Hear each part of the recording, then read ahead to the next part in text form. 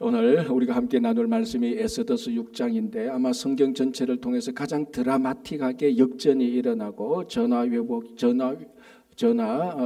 그 위복이 일어나는 부분이 바로 이 에스더 6장이라고 할 수 있을 겁니다. 물론 요 다음에 또 이제 하만이 실제적으로 모르드게의 목을 달려고 장대를 다른 그 장대에 또 자기 목이 달리는 또 한 번의 역전이 일어나는데 바로 이런 사건들이 오늘날 실제로 유대인의 그 절기 가운데 불임절 때 이 사건을 기억하고 이제 유대인 회당에서 성경을 읽는 자들이 이 성경을 읽으면은 그 유대인 회중들이 막 이제 여기서 고함을 지릅니다. 하만의 이름을 지워라, 막 이렇게 히브리어로 하만의 이름을 지워라라고 하는 그런 행사를 지금도 여전히 하고 있습니다. 바로 그 하고 있는 불임절의 그 중요한 행사에 바로 원본이 되는 것이 오늘 에스더 6장입니다. 자, 오늘 한번 우리 살펴보도록 하겠습니다. 1절에 이렇게 되어 있습니다. 그날 밤에 왕이 잠이 오지 아니하므로 이렇게 되어 있습니다. 자, 오늘 우리가 이 6장을 보면은 몇 가지의 미스테리, 우리가 풀어야 될 수수께끼와 같은 미스테리가 있습니다. 그걸 풀어야 이 6장에 나타난 정말 하나님의 역사함을 우리가 경험할 수 있습니다. 첫 번째가 뭔가 하면은 바로 1절의 이 부분입니다. 그날 밤에 왕이 잠이 오지 아니했다라는 것입니다. 이게 우리가 대수롭지 않게 볼 수 있습니다. 우리도 잠잘 자시는 분이 어떤 날은 잠을 못 잘 수도 있고 혹시나 불면증이 좀 있으면 잠자기 어려운 경우가 있죠. 그런데 오늘 이 6장 1절에 이 밤에 왕이 잠이 오지 않았다는 것은 이거는 어떻게 봐도 납득할 수 없는 일입니다. 왜? 다른 날은 몰라도 이 밤에는 정말로 왕이 잠을 편하게 자야 되는 밤이었거든요. 자, 이 밤이 무슨 밤이냐? 그럼 이 밤에 낮에 무슨 일이 있었냐면은 우리가 2주 전에 살펴봤던 그 에스더가 잔치를 열었던, 아니 또 그 앞에 보면은 에스더가 목숨을 걸고 죽으면 죽으리라고 말하면서 목숨을 걸고 왕 앞에 나아가서 왕이 30일 동안 에스더를 보지 못했는데 30일 만에 처음 본 에스더가 너무너무 사랑스러워서 뭐라고 말합니까? 이 나라의 절반이라도 너에게 줄게 라고 할 정도로 이 왕의 마음은 기쁘고 즐거웠습니다. 그리고 이제 에스더가 그 요청을 받아서 왕과 하만을 위해서 잔치를 배설하지 않습니까? 그러니까 그날 오후에 왕은 정말로 최근에 가장 즐겁고 기쁜 날을 맞이했고 국정에 스트레스가 다 풀렸고 또 잔치를 에스더가 베푼 잔치에 참여해서 먹고 싶은 음식도 실컷 먹었고 정말로 그날 밤은 모든 걱정 없이 염려 없이 잠을 자야 되는 날입니다. 그래서 정상적으로 보면 그날 밤에 왕이 잠을 푹 잤다 이렇게 돼야 되는 겁니다. 다른 날은 몰라도. 그런데 오늘 6장 1절은 그날 밤에 왕이 잠을 자지 못했다라는 풀리지 않은 미스테리가 하나 남는 것입니다. 여기 첫 번째고요. 자, 두 번째 보겠습니다. 잠이 안 오니까 잠을 자려고 뭐라고 명령을 하는가 하면은 6장 1절 중간에 명령하여 역대일기를 가져다가 자기 앞에서 읽혔다라고 말합니다. 자, 두 번째가 뭐냐면 역대일기를 가져왔다는 겁니다. 역대일기는 궁중일기입니다. 궁중일기라는 것은 그 궁중에서 그 궁정에서 일어난 일들, 꼭 기록해야 되는 일들을 기록해 놓은, 그러니까 왕이 또는 그 궁정에서 일어난 업무 일지와 같은 것입니다. 여러분 한번 생각해 보십시오. 지금 우리가 이 본문을 그냥 읽고 지나가는 것이 아니고 그 당시 궁정으로 다시 들어가서 가만히 한번 상황을 살펴보십시오. 왕이 오늘 잔치에서 너무 기뻤는데 이제 왕의 침소에 들었는데 잠이 안 온단 말이죠. 이게 이상하단 말이죠. 푹 자야 되는데 왜 잠이 안 와? 자, 그러면 내가 좀 오늘 역대일기를 읽어보자. 어쩌면 왕의 업무일지와 같은 업무일지를 읽어보자 이렇게 말하겠습니까? 여러분 한번 생각해 보십시오. 여러분들이 오늘 오후에 너무 기쁘고 즐거운데 잠이 좀 안 온다. 그러면 여러분들이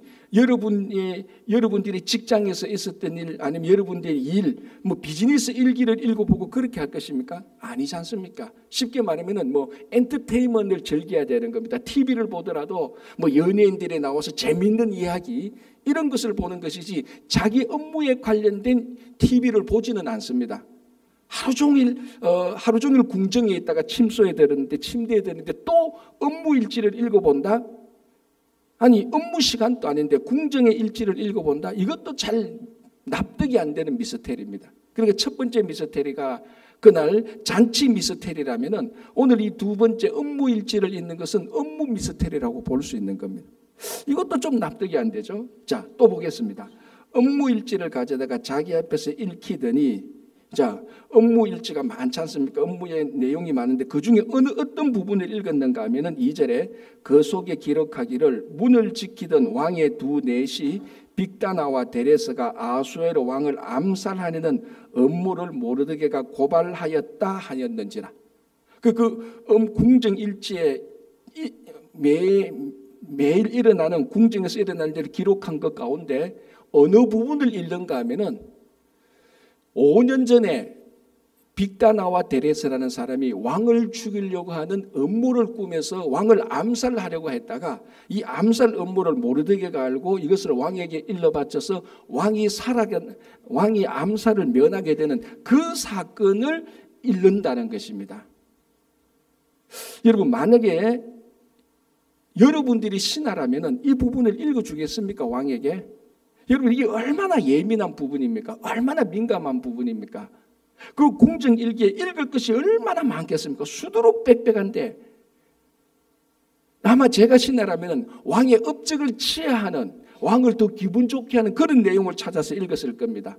아, 왕께서 이 궁중 뒷뜰에 큰 탑을 쌓았는데 백성들이 그 왕의 업적을 보고 칭송하였다, 이런 내용을 읽으면 왕이 더 기뻐하고 왕의 마음이 위로가 될 거 아닙니까? 그런데 지금 왕의 암살 업무가 일어났던 일을 그걸 뒤척여서 그걸 끄집어서 읽힌단 말이죠. 아니 지금 왕을 불안에 떨게 할 이유가 있습니까? 우리 일반적인 말로 이건 완전 초치는 일이거든요. 심리적으로 봐도 이 본문이 나왔다 할지라도 이 본문은 건너뛰고 다른 걸 읽어야 되는데 하필이면 왕의 암살 내용을 읽는단 말이죠. 심리적으로 이해가 안 되는 심리 미스테리라고 말할 수 있죠. 자, 또 하나 보십시오. 그 궁정일기에 수없이 많은 본문 가운데 이 본문을 읽을 확률을 보십시오. 자, 지금 아수에르 왕이고 지금 페르시아 제국의 아수에르 왕이지 않습니까? 고레스 왕이 첫 번째 왕입니다. 고레스 왕으로부터 오늘 본문 아수에르 왕까지 60년이 흘렀습니다. 그러면 60년의 궁정일기가 있지 않습니까? 그렇죠? 60년의 궁정일기가 있는데 궁정일기에 하루에 한 건씩만 그것도 빼고 한 달에 한 건씩만 기록한다고 생각해 보십시오. 그러면 이 궁정이 60년 동안 궁정일기에 한 달에 한 건만 기록한다 그래도 720개의 건수가 기록되어 있습니다. 그 720개의 건수 가운데 하나를 읽는데 하필이면 이 부분을 읽을 이유가 무엇입니까? 왕의 심리를 불안하게 할. 그리고 이것을 읽을 확률은 1%도 안 됩니다. 720개 가운데 하나를 읽어야 되는데. 자, 그러면 좀 더 우리가 더 현실적으로 우리가 확률을 계산해 보면은 궁정일기에 하루에 한 건씩만 기록했다 생각하면은 약 60년 동안 몇 개가 기록되는가 하면은 21,900개, 약 22,000개가 기록됩니다. 아마 이게 더 궁정일기에 기록된 개수가 더 맞을 겁니다. 22,000개 가운데 하나를 읽는데 왕의 암살 내용을 읽는다? 이게 심리적으로 납득이 안 되는 겁니다. 이것도 하나의 또 미스테리, 풀어야 될 미스테리죠. 자, 이제 마지막 미스테리가 또 하나 있는데 3절이 이렇게 되어 있습니다. 왕이 이르되 이 일에 대하여 무슨 종기와 관작을 모르들에게 베풀었느냐 하니 척건 신하들이 대답하여 아뢰되 아무것도 베풀지 아니했다는 겁니다. 그럼 이게 납득이 됩니까? 왕의 암살을 알려줘서 왕의 생명을 구했는데 대제국 페르시아에서 왕의 생명을 구한 모르드게라는 사람한테 아무것도 안 해줬다는 겁니다. 납득이 안 되잖아요. 말이 안 되는 겁니다. 이게 동네 구멍가에 물건 파는 것도 아니고 우리가 물건 하나 팔아도 외상이 있어도 연말 되면 다 계산하잖아요. 아니, 왕의 목숨을 살려준 사람한테 지난 5년 동안 아무 일도 안 했다? 아니, 이 신하들은 엄밀히 말하면 이 신하들에게 책임 물어서 이 신하들을 그 관직에서 다 그 직위 해제시켜야 돼요. 이거는 말이 안 되는 겁니다. 이런 미스테리들이 지금 6장 1절, 2절, 3절에서 계속해서 이어지는 겁니다. 그리고 우리가 좀 관심 있게 읽어보면은 이거 전부 다 그날 밤은 진짜 미스테리의 밤입니다. 자, 이거 풀어야 됩니다. 이거 어떻게 풀겠습니까? 간단하게 풀 수 있는 방법이 있습니다. 세상적으로. 이거 다 우연이다라고 치면 되는 거예요. 우연히 그날 밤에 왕이 잠이 안 왔고 우연히 읽는데 역대일기 읽었지 뭐. 읽다가 보니까 또 그 부분 왕의 암살 부분이 나오니까 또 읽었고 뭐 페르시아 대제국의 그 시스템이 그렇지 않지만 뭐 하다 보면 또 그럴 수 있지. 우연으로 상을 베풀지 않을 수 있지. 이 모든 것이 잘 일어나지는 않지만 우연히 일치돼서 이런 일이 일어났다라고 이렇게 통칠 수도 있는 겁니다. 그러나 이 본문은 우연이 아니고 필연으로 봐야 되는 겁니다. 무슨 필연? 하나님께서 간섭하시면은 세상적으로 우연이 되는 것이 전부 다 하나님의 의도와 하나님의 계획으로 이끌어가는 필연이 될 수 있는 겁니다. 그러니까 이 본문은 세상 사람들이 말하는 우연의 일치가 아니고 하나님께서 이 본문, 이 사건에 철저히 간섭해서 세상적으로 안 되는 그 모든 일들을 다 엮어가지고 지금 이 아하수에르 왕이 역대일기의 그 부분을 읽도록 하나님께서 만들어가는 반드시 이렇게 되는 필연으로 봐야 되는 것입니다. 물론 나는 필연으로 안 볼래요. 나 우연으로 볼래요. 그래도 어쩔 수가 없습니다. 뭐 우연으로 보시든지 필연으로 보시든지. 그러나 우연으로 보는 것은 믿음이 없는 것이고 필연으로 보는 것은 하나님의 의도가 분명히 개입된 것으로 보는 것입니다. 자, 여기에 이제 우리 인생관이 완전히 달라질 수 있죠. 우리는 예수를 믿어도 많은 사람들이 우연으로 보려고 합니다. 여러분이 우연으로 모든 일들이 우연으로 본다면요, 항상요 요행수를 발휘하기 마련입니다. 자기가 노력하지 않고 자기가 일하지 않고 하나님의 간섭과 인도에 귀 기울이지 않고 전부 다 우연이니까 이렇게 해도 우연 저렇게 해도 우연이니까 그 사람들의 심리는 전부 다 요행수를 발휘하는 그런 심리가 들게 되는 것입니다. 그러나 전부 다 우연으로 보이는 것처럼 보인다 할지라도 거기에는 분명히 하나님께서 간섭해서 하나님의 의도가 있다면은 지금 내 상황이 잘 납득이 되지 않는다 할지라도 하나님께서는 나를 분명히 간섭해서 하나님의 의도로 인도하실 것이라는 확신을 가지게 되는 것입니다. 그래서 필연으로 본다면은 무엇이 좋은가 하면은 무엇이 확실한가 하면은 지금 내 상황이 잘 납득이 되지 않고 지금 내 상황이 공공에 빠진다 할지라도 이게 우연히 빠진 것이 아니고 하나님의 의도와 하나님의 간섭으로 지금 내가 공경에 빠졌다는 겁니다. 그러면은 하나님께서 끝까지 우리를 공경에 빠지도록 하는 겁니까? 아니지 않습니까? 하나님께서는 잠시 공경에 빠지게 하지만 우리를 다시 끄집어내는 하나님의 선하신 인도하심을 믿게 되는 것입니다. 그래서 오늘 이 본문은 우연히 일어난 것이 아니고 치밀하게 하나님께서 간섭하셔서 의도적으로 하나님의 목적을 향해서 인도하시는 그런 사건이 되는 것입니다. 자, 이제 그 사건이 어떻게 진행되는가를 우리가 한번 봐야 되는 것입니다. 특별히 3절, 자, 다시 한번 볼게요. 왕이 이르되 이 일에 대하여, 무슨 일이죠? 왕의 목숨을 살려준 일에 대하여서 무슨 종기와 간작을 모르드에게 베풀었느냐 하니 척근 신하들이 대답하되 아무것도 베풀지 아니하였나이다 하니라 라고 말합니다. 왜 아무것도 베풀지 않았죠? 지난 5년 동안에 아무도 관심을 가지지 않았으니까 그것을 잊어버리기 시작한 것입니다. 그러니까 마지막 5번째 미스테리에 오늘 우리가 좀 더 관심을 가져야 되는 게 뭔가 하면은 이 모르드게라는 사람이 왕을 살려줬는데 이 왕의 살려준 왕의 생명의 은인에게 아무것도 은혜를 베풀지 않고 하루가 지나가면 이틀이 지나가면 3일이 지나가면 사람들이 그 일을 다 잊어버렸다는 겁니다. 자, 이 사건이 어디에 나오는가 하면요, 에스더서 2장 마지막 부분에 나옵니다. 에스더 2장 마지막 부분에 어떤 일이 생기는가 하면은 에스더가 막 왕비가 됩니다. 막 왕비가 되면서 에스더의 삼촌 모르드게가 이제 매일 대궐문에 앉아서 봅니다. 대궐에서 무슨 일이 일어나는가 귀 기울여서 관심을 가지게 되는 거죠. 왜? 에스더가 지금 자기 조카딸, 자기 딸과 같은 에스더가 왕비가 되었으니까 당연히 궁궐 안의 일들이 궁금하고 관심을 가질 수 있습니다. 그래서 이 모르드게가 매일 대궐문에 앉아 있는데 빅다나와 데레스라는 사람이 왕에게 원한을 품게 되고 이 두 사람이 왕을 암살한다는 음모를 이 모르드게가 듣게 됩니다. 그래서 이 모르드게가 왕의 암살 음모를 왕비 에스더에게 전달하고 에스더가 왕에게 전달해서 이 암살이 다 무효화되는 겁니다. 그래서 2장 마지막 부분에 이렇게 되어 있습니다. 2장 23절에 22절 23절 볼게요. 모르드게가 알고 왕후 에스더에게 알리니 에스더가 모르드게의 이름으로 왕에게 알린지라. 조사하여 실정을 얻었으므로 두 사람을 나무에 달고 그 일을 왕 앞에서 궁중일기에 기록하니라.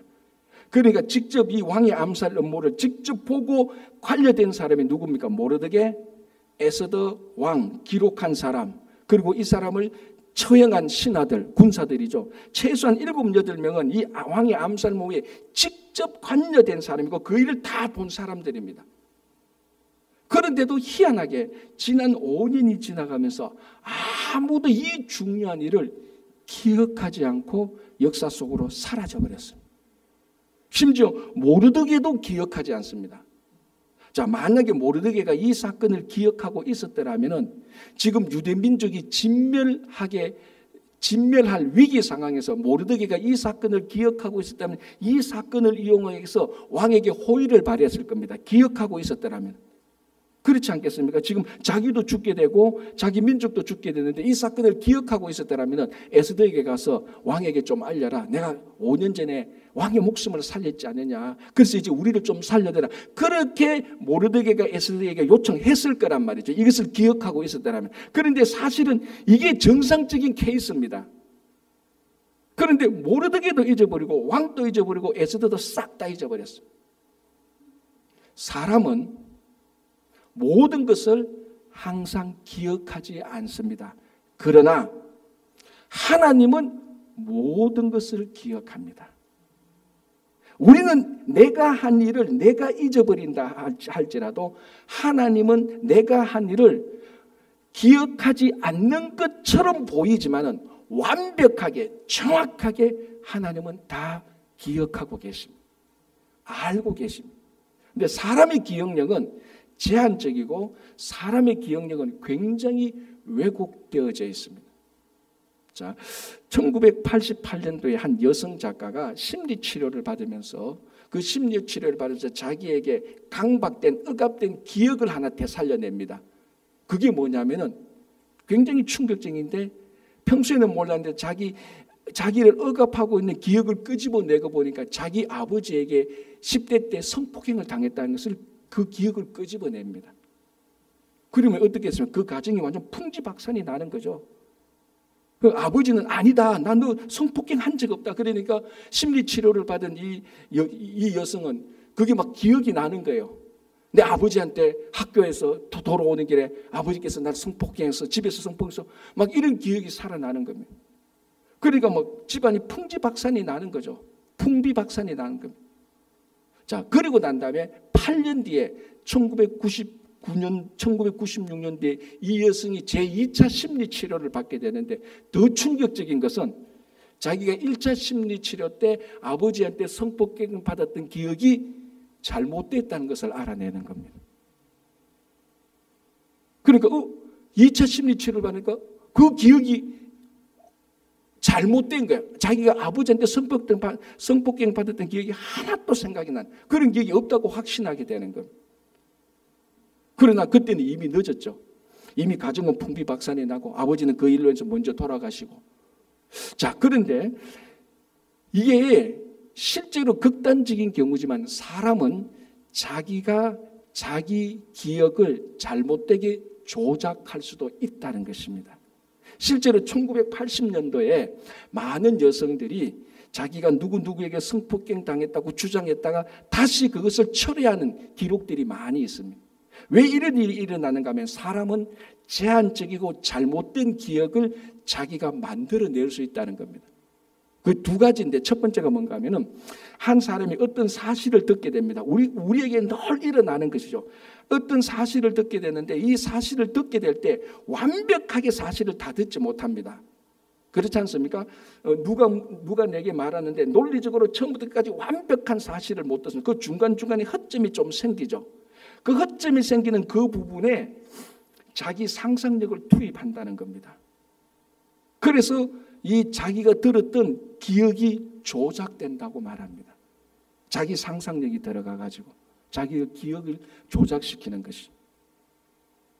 자, 또 하나는 어떤 일이 생기는가 하면은 사람의 두뇌는 정확성 위주로 기억하는 것이 아니고 자기에게 유리한 효율성 위주로 기억하도록 두뇌가 되어 있다는 것입니다. 기억을 연구하는 학자들이에요. 그래서 무슨 사건을 해서도 나중에 기억할 때는 자기한테 유용하도록, 자기한테 효율성 있도록 기억하는 겁니다. 예를 들자면은 지금 내가 동생하고 관계가 좋다면은 이 동생에 대한 기억은 항상 좋습니다. 근데 형과 관계가 안 좋다 그러면은 사실에 상관없이, 사실에 대한 기억에 상관없이 나중에 자기가 기억하는 것은 형에 대한 나쁜 기억만 가지게 된다는 경향이 있다는 겁니다. 그래서 실제로 지금 아주 어려움에 당한 사람들은 어떤 기억을 가지는가 하면은 자기가 피해자라는 기억을 자꾸 가지게 된대요. 왜? 내가 피해자가 내가 억울한 이유는, 내가 지금 어렵고 힘든 이유는 다른 사람들이 내게 피해를 줘서, 그래서 내가 지금 억울한 거야. 그래서 자기의 억울하고 힘든 것을 합리화시키는 겁니다. 결국은 이런저런 이유든 모든 많은 기억은 조작되거나 왜곡되거나 만들어낸다는 것입니다. 지금 여러분들이 기억하고 있는, 그리고 내가 기억하는 것 가운데 많은 것들이 원래 사실이 아닐 수가 있다는 것을 기억해야 되는 겁니다.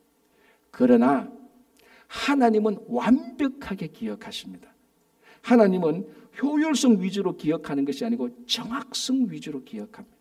하나님은 모든 사실을 알고 있기 때문에 하나님은 그 사실의 허점에 우리처럼 상상력을 투입해서 기억을 조작할 이유가 없습니다. 하나님은 내가 당했던 것, 내가 생각하는 것, 내게 일어났던 일을 전혀 편견 없이 그대로 기억하고 계십니다.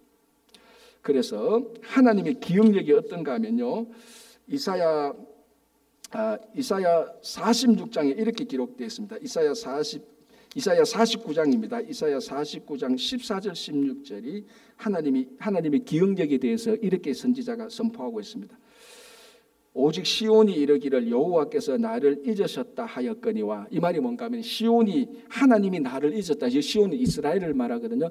이스라엘이 뭘 말하는 거면 하나님이 나를 잊었다, 하나님은 기억력이 부족하다, 이렇게 말을 한다 이 말이죠. 오직 시온이 이르기를 여호와께서 나를 잊으셨다 하거니와, 자 이제 하나님의 대답이 나옵니다. 여인이 어찌 그 젖먹는 자식을 잊겠으며 자기 때에서 난 아들을 긍휼히 여기지 않겠느냐. 이 말이 뭔가 하면은 이스라엘 백성들이 하나님은 우리를 잊었다라고 말하니까 하나님께서 아니다, 어머니가 자기 젖된 아이를 어떻게 잊어버리겠느냐, 다 기억한다, 그것처럼 나는 너희들을 다 기억하고 있다 이 말입니다. 자, 그 다음에 어떻게 되었는가 하면요, 그들은 혹시 잊을지라도, 사람들은 이런 어머니조차도 혹시 잊을지라도 나는 너를 잊지 아니할 것이다. 여호와께서는 이스라엘을 잊지 아니할 것이라는 겁니다. 자 이제 보십시오. 내가 너를 내 손바닥에 새겼고 너의 성벽이 항상 내 앞에 있나니. 하나님이 이스라엘 백성들을 잊어버릴래야 잊어버릴 수 없는 게 뭡니까? 손바닥에 하나님께서 글을 썼다는 게 아니고 뭐라고 말합니까? 손바닥에 새겼다라고 말을 합니다. 새겼다. 자 여러분, 우리가 진짜 기억해야 될 것은 바위에 새기지 않습니까? 바위에 글을 쓰지 않습니다. 바위에 새깁니다. 영원토록 기억하기 위해서. 그리고 그때 일어난 사실을 누구도 변경하지 못하도록 새기는 겁니다. 하나님께서 우리 모습을 하나님의 손바닥에 새겼다라고 말합니다. 정확한 기억이고 영원한 기억이고 편견이 없는 기억입니다.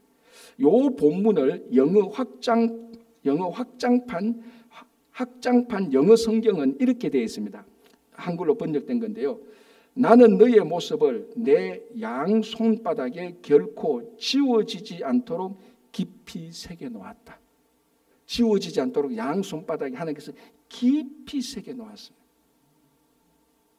자, 여러분, 우리가 기억하는 것은 부족하고 제한적이고 왜곡됐지만 하나님께서는 우리의 생각과 마음과 우리가 당한 일들, 우리의 모습들, 우리가 기도했던 일들, 우리가 예배드렸던 일들, 우리의 슬픔들, 하나님께서는 정확하게 완벽하게 기억하고 있습니다. 여러분, 이게 얼마나 큰 우리에게 위로가 됩니까? 우리가 아프고 어렵고 힘들 때, 억울할 때, 사람들한테 막 호소할 때, 사람들은 너 그것 좀 문제가 있지 않냐? 라고 우리의 호소를 무시할 수 있겠지만은 하나님은 우리의 모든 것을 기억하고 있기 때문에 하나님께서는 우리에게 넉넉한 위로가 되는 것입니다. 여러분, 내가 당한 일들을, 내가 아픈 일들을 누구 하나가 기억하고 정확히 알아주는 그 한 사람만 있어도 우리는 큰 위로가 되고 이 아픈 상황을 견딜 수 있는 것입니다. 지금 우리들의 상황이 어렵고 힘들 때 이 고통을 누가 알아줄까? 누가 영원토록 기억해 줄까? 여러분, 아무도 영원토록 기억하지 않습니다. 그러나 하나님께서는 정확히 우리들의 모든 사랑을 영원토록 기억하고 계십니다. 이 보십시오. 자기 생명을 살려준 생명의 은인도 잊어버리는 것이 사람의 기억력입니다. 그러나 하나님은 정확하게 기억하시고 하나님은 정확한 때에 기억한 것을 보상해야 될 때 정확한 타이밍에 가장 위대한 방법으로 하나님께서는 보상해 주시는 것입니다. 왜 하나님이 기억이 중요한가 하면요, 우리들의 아픔과 힘든 것을 기억하고 치우는 것이 아니라 그 기억했다가 정확한 때에 가장 위대한 방법으로 하나님께서 우리들에게 보상해 주기 때문에 그렇습니다. 자, 그게 이제 오늘 에스더서에서 계속해서 나오고 있는 겁니다. 자, 무슨 일이 생기는가 한번 보겠습니다. 에스더서 6장에 자, 왕이 물었죠. 야, 무엇을 우리가 보상해 주냐 모르드게 하니까 하나도 보상을 안 해줬다라고 말을 합니다. 그러니까 왕이 그제서야 덜컥 기억이 나는 거예요. 그제서야. 하나님은 다 기억하고 있었는데 왕은 그제서야 기억나서 아니 그러면 모르드게에게 보상을 해줘야지 무슨 좋은 생각이 없을까? 자, 이 본문이 뭡니까? 그래서 신하들한테 물어보죠. 야, 그 밖에 누가 있느냐라고 하는데 마침 그때 하만이 그 자리에 계셨습니다. 아니, 하만한테는 계셨다라고 말 안 하죠. 하만이 있었다라고 말하죠. 아마 하만도 그날 밤을 새웠을 겁니다. 왜 하만도 밤을 새웠죠? 하만이 억울했잖아요. 그날 밤에. 잔치 잘하고 나왔는데 모르드게가 자기 앞에 무릎 꿇고 경배하자니까 그 한 사람 때문에 기분 다 잡쳐가지고 집에 가지고 막 모르드게를 잡아 죽일 궁리를 했다가 자기 아내와 친구들의 잘못된 조언을 듣고 왕에게 죽이려고 새벽같이 나왔던 겁니다. 자, 4절에 이렇게 되었습니다. 왕이 이르되 누가 뜰에 있느냐 하매 마침 하만이 자기가 세운 나무에 모르드게 달기를 왕께 구하고자 하여 왕궁 바깥들에 이른지라. 정확한 타이밍입니다. 이제 하만은 모르드게를 죽이려고 장대 들고 온 겁니다. 그 밤에. 하나님께서는 모르드게가 했던 일을 기억하고 그제서야 기억하고 모르드게에게 최고의 상을 베풀려고 신하들에게 물어보는데 그때 마침 하만이 있는 거죠. 하만이 들어오라 묻죠. 하만아, 내가 가장 존귀하게 여기는 사람을 어떻게 대우하면 좋겠냐? 하만이 심중에 착각하죠. 이 나라의 왕이 존귀하게 여길 사람은 나밖에 없다. 그래서 자기가 생각할 수 있는 최대의 존귀한 아이디어를 냅니다. 그게 뭡니까? 왕께서 쓰시는 왕복을 입히시고 왕께서 쓰시는 왕관을 그에게 씌우게 하시고 왕께서 타는 말을 그가 타게 하시고 그 사람 외에 왕이 가장 존귀하게 여기는 사람을 선택해가지고 그 사람이 이 사람을 끌고 성중거리에 가서 고함을 치게 하소서. 왕께서 존귀하게 여기는 사람은 이렇게 대우할 것이다. 어떻습니까? 왕이 들어보니까 좋거든요. 굿 아이디어. 하마나 모르드게에게 그대로 하라라고 했습니다. 5년 뒤에 하나님께서 이렇게 보상을 해주는 것입니다.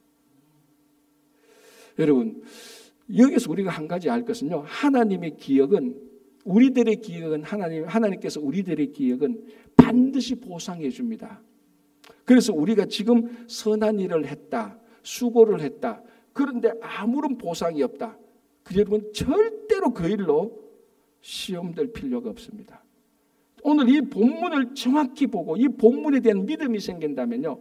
우리가 선한 일을 했고 수고를 했는데 지금 보상이 없다. 그럴 때마다 오늘 보상 없고 내일 또 보상이 있고 모레가 보상이 없다. 그때마다 여러분 시험 될 게 아니고 더 웃으세요. 왜? 더 좋은 곳으로 나가기 때문에 그렇습니다. 만약에 5년 전에 이 모르드게가 왕의 암살 업무의 전무를 받아서 왕의 생명을 구하고 그때 관직을 받았다면은 오늘 이 일이 일어나겠습니까? 안 일어나죠. 그때 보상을 받았다면 관직 하나로 보상받는 걸로 끝나는 겁니다. 자기 민족을 구하거나 자기가 가장 존귀하게 되는 이런 일이 없는 것입니다. 우리가 신앙생활 하다 보면은 서운할 때가 있죠. 어떨 때는 하나님에게도 서운할 때가 있습니다. 사람들에게 서운할 때는 말도 없이 많고, 그 서운한 이유가 뭡니까? 많은 이유 중에 하나가 사람들이 날 알아주지 않는다는 것 아닙니까? 내가 이만큼 수고했고, 이만큼 내가 자기한테 마음을 가지고 있는데, 내가 이렇게 선을 했는데 교회도 알아주지 않고, 목사님의 장로님도 알아주지 않고, 심지어는 가만히 보니까 기도해도 하나님의 응답이 없는 거 보니까 하나님도 알아주지 않는 것처럼 보입니다. 그런데 오늘 이 본문을 본다면 그때마다 심지어는 하나님께서 알아주지 않는 것처럼 보일 때라도 우리는 낙담하거나 시험할 이유가 없습니다. 자, 히브리서 6장 10절에 어떻게 기록되어 있는가 하면 제가 한번 읽어드릴게요. 이렇게 되어 있습니다. 하나님이 불의치 아니하사 너희 행위와 그의 이름을 위하여 나타내는 사랑으로 이미 성도를 섬긴 것과 이제도 섬기는 것을 잊어버리지 아니하시느니라. 하나님께서 우리가 성도를 섬겼고 지금 또 성도를 섬기는 것을 하나님께서는 잊어버리지 않는다고 말합니다. 때가 되면은 보상을 하는 것이죠. 자, 갈라디아서 6장 9절 우리가 너무 잘 아는 말씀이죠. 이렇게 되어 있습니다. 우리가 선을 행하되 낙심하지 말지니 피곤하지 아니하면 때가 이름에 거두리라 되어 있습니다. 여러분, 지금 내가 요 일을 했는데 하나님께서 바로 상급 주면요, 사실은요, 믿음이 있다면 좀 서운해야 돼요. 나 더 큰 거 받아야 되는데 하나님 좀 나중에 미뤘다가 가장 좋을 때에 하나님께서 가장 좋은 방법으로 저에게 주십시오라는 기도가 일어나는 것이 그게 지극히 정상적인 믿음입니다. 자, 다시 말씀드리자면, 그래서 우리가 5년 전에 모르드게가 보상을 받다면 그걸로 끝났습니다. 그러나 그 보상에 대한 그 일에 대한 보상이 이루어지지 않았기 때문에, 정확히 말하면 하나님께서 그 보상을 기다리고 있는 것입니다. 그런데 우리들은 하나님께서 우리에게 줄 보상을 기다리고 있는 그 시간을 우리는 어떻게 생각합니까? 하나님께서 잊어버렸었는 것다. 보상을 안 주시는구나. 내가 선을 해도 아무런 수고가 없구나. 아무런 효과도 없구나라고 우리는 낙담하는 기간으로 자꾸 변질되는 것.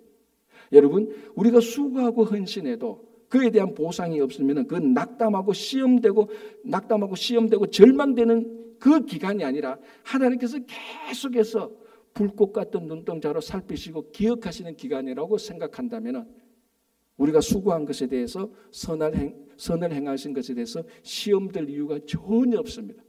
실제적으로 하나님께서 오늘 이렇게 모르드게에게 보상을 해주는 것입니다. 자,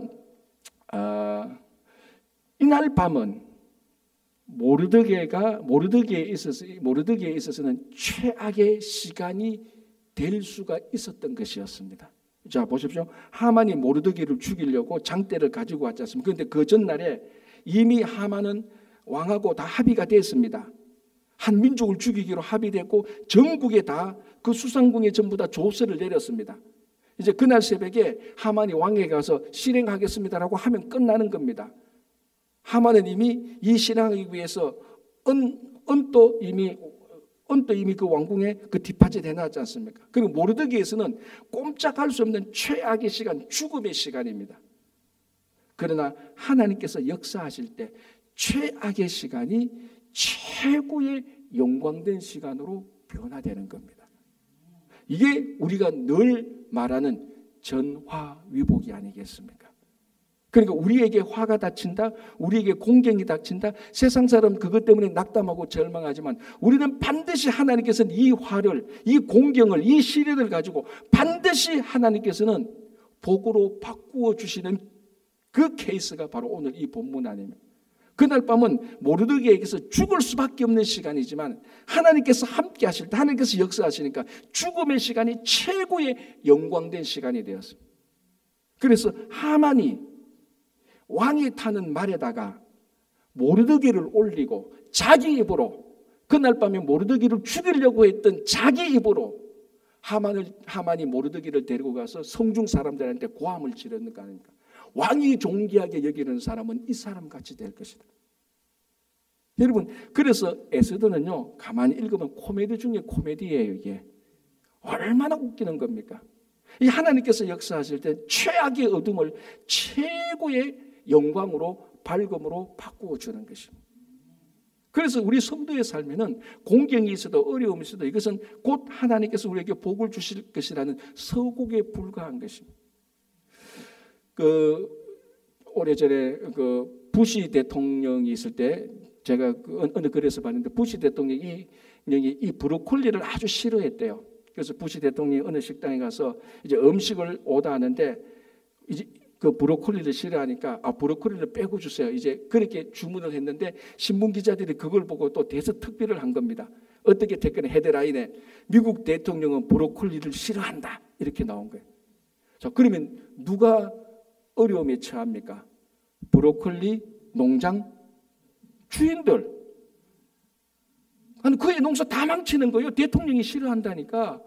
안 그래도 브로콜리는 애들 좀 잘 안 먹잖아요. 그게 입에 좀 까칠하고 해가지고. 안 그래도 부모는 그 브로콜리 미르려고 하는데 대통령이 싫어한다 해놓으니까 이 농장주들이 큰일 났습니다. 원래 농사 다 망친 겁니다. 농장주들이 모여가지고 야 이거 어떻게 해야 되냐 하니까 이제 농장주들이 고민하다가 우리 이렇게 안 된다. 대통령이 항의하자. 그래서 항의하기로 하고 항의서 안에서 그 대형 화물차에 브로콜리를 가득 실어가지고 항의 편지를 쓰고 워싱턴으로 갔다는 거 아닙니까? 또 그러니까 신문 기자들이 가만히 있습니까? 또 그것도 대서특필한데 그 항의서 안에 어떤 내용이 있었는가 하면은 이렇게 되었습니다. 대통령 각하 미국 국민의 대다수는 브로콜리를 아주 좋아합니다. 이 브로콜리를 아주 좋아하는 국민들이 당신을 대통령으로 뽑으셨습니다. 브로콜리는 단백질이 풍부하고 뭐 영양소가 이렇고 좋고 이런 것들이 아주 많습니다. 그 편지를 썼습니다. 자, 그러니까 이 기자들이 가만히 있으면 그 편지를 또 대서특필해가지고 또 올렸다는 거죠. 그러니까 이제는 국민들이 전부 다 브로콜리 먹자라고 나오는 거예요. 어느 해보다 더 많이 브로콜리가 더 많이 팔려고 더 좋게 됐다는 거예요. 이건 진짜로 있었던 겁니다. 그러니까 이 미국 대통령이 브로콜리를 싫어하는 데서 농장 주배들은 농사를 망하게 된 것 같지만은 이것이 오히려 더 복이 되어서 그의 농사를 더 많이 짓게 된 것입니다. 여러분 이런 일들이 우리 일상 속에 얼마나 많습니까? 우리 1930년대에 여기 이제 유대인들 변호사들이 그때 이제 뭐 변호사를 막 오픈하면서 1930년대 그 정도의 반유대주의가 이쪽에 좀 있어가지고 그 유대인 변호사들이 그 변호업계에서 좋은 그 로펌에 들어가지도 못하고 중요한 일을 못 맡았습니다. 그래서 고작 맡은 게 뭐냐면 위임장 하는 거. 그러니까 주류 변호사들이 안 하는 일들, 저 한쪽 구석에 하는 위임장 쓰는 이런 일들을 유대 변호사들이 했단 말이죠. 그런데 이게 10년, 20년 흐르면서 1970년대, 80년대 산업이 막 발달하면서 기업이 일어나면서 기업 인수합병 사건이 막 터지기 시작합니다. 그거 누가 다 합니까? 위임장 썼던 유대인들이 다 했다는 거예요. 그래서 떼부자가 됐다는 거예요. 자, 이런 일들이 우리 일상 속에서 굉장히 많이 일어납니다. 그런데 심지어 하나님을 믿는 역사를 운행하시는 모든 화를 복으로 바꾸어 주시는 모든 공경을 은혜로 바꾸어 주시는 하나님을 믿는 우리가 지금 우리가 빠진 이 공경에 낙담하고 절망하고 시험될 이유가 전혀 없는 것 아니겠습니까? 일상에서도 그런 일이 일어나는데 그 모든 일들을 자유자재로 다루시고 그 모든 것을 정확히 기억하시고 정확히 알고 계시는 하나님께서 우리에게 늘 우리가 항상 복받고 승리하시기를 원하시는 그 하나님께서 지금 우리가 처해 있는 이 어려움이 좀 아프고 힘들다 할지라도 이 일로 인해서 포기하거나 시험될 이유가 전혀 없는 것입니다.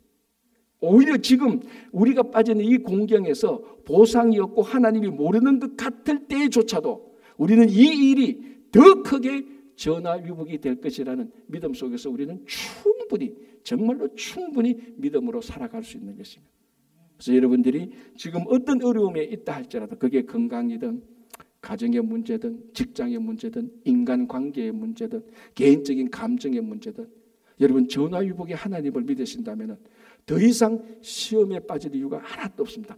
반드시 하나님께서는 하나님의 때에 우리가 상상하지 못한 가장 위대한 방법으로 하나님께서는 그걸 복으로 승리로 바꾸어 주시는 것을 믿으시기 바랍니다. 기도하겠습니다.